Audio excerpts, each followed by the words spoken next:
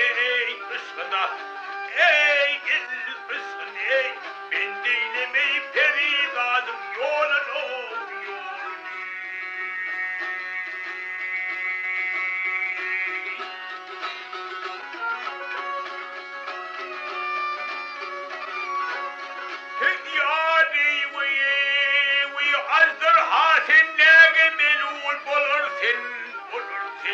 Hayvat bilen bize nazar salar seni.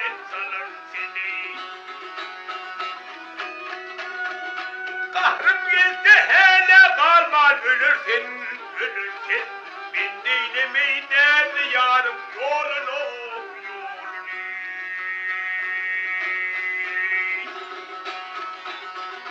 Yolunu ey yolunu, saklı meyve nerede yarım yolunu ey.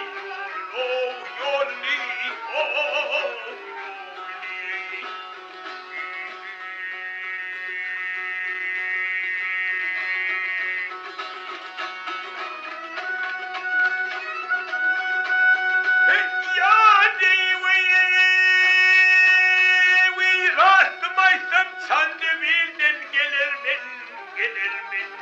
Yanesim teri bağım gülü benim yar gülmeni. Tanar bulsam adı benim oğlum et. Ben değilim ey peridadım yolun ey yolun.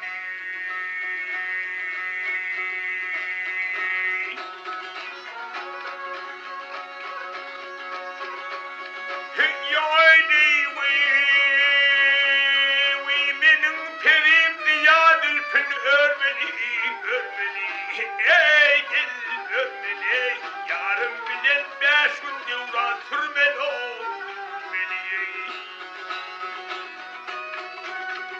bir olaydır ya cemalin görmeli, saklı meyver ne